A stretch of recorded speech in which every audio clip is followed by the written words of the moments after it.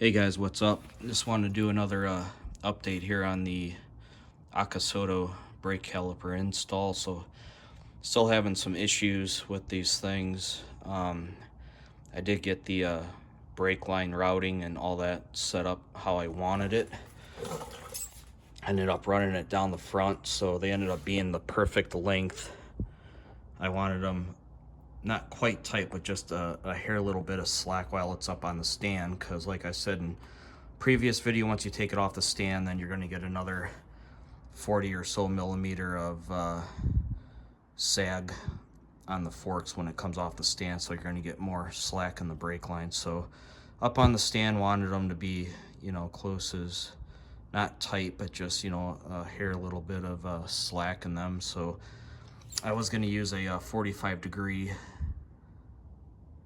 fitting to come off of this and make it come down more, but ended up not needing it, and I just zip tied up here, and then I did a zip tie around the lower part of the fork tube up there. So I want to try and keep them as even as possible here in the front so that their fluid stays equal between the calipers. It's pretty close right now.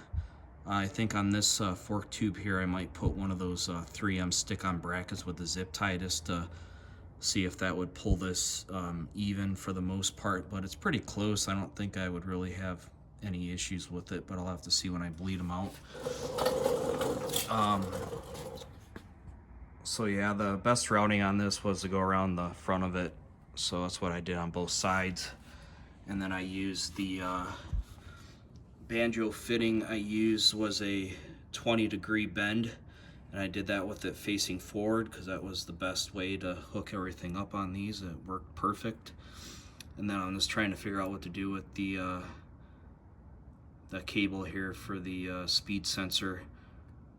And there's another issue I'm having with these, which I'll get into here in a minute, but I'm gonna have to find somewhere to secure that up underneath there. I don't know where, but I really don't even need it since I'm running the star lane off of GPS. I'm not even using the sensors at all, so maybe I'll just remove it and then zip tie it up underneath there somewhere. Don't need it really, and this gets in the way. So, issue I'm having right now is, if you can see the bracket right here for the front fender, well, this hole right here, that's where the bleed screw goes in, but it won't clear this bracket and the bleed screw hits on that.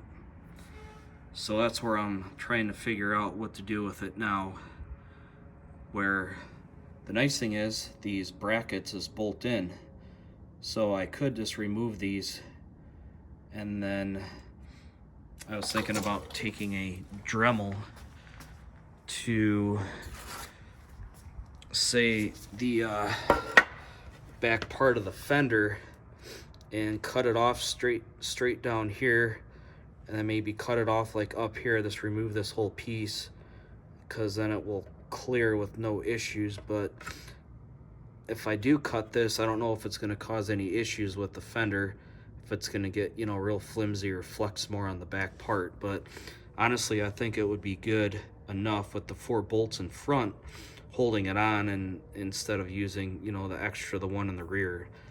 But I also noticed with the I don't know if you can see it good enough, but if you can see right here where the rotor sticks up, you can see the brake pad sticks out over the top of the very top edge of the rotor by a few millimeters. So these spacers, which I got that are 12 millimeters, are a little bit too thick because I want to make sure I have full pad contact on the rotors. So now I ended up ordering 10 millimeter spacers from Brembo, which they actually had in stock in the United States, so that should ship from their warehouse out in California. And I think that extra couple millimeters should set the brake pads even on the rotors on both sides. So I pretty much have the caliper mounting bolts torqued to 36 Newton meters to a spec, because I wanted to see how everything was going to line up. And that's the issue with the brake pads, and now the issue with the bleeder screw. And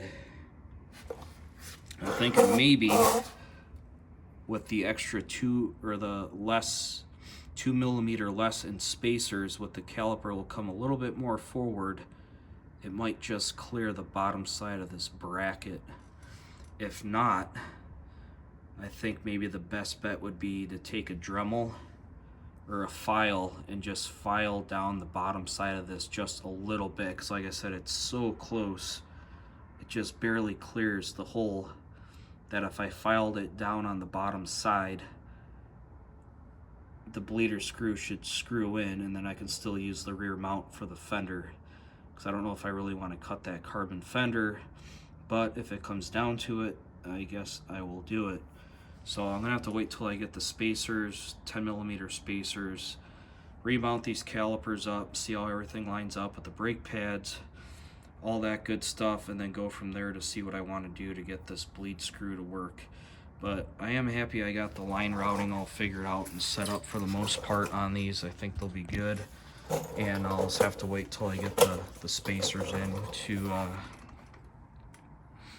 do these and then get them bled out. But getting close. It's just one little thing after another sent me back. So any questions, let me know.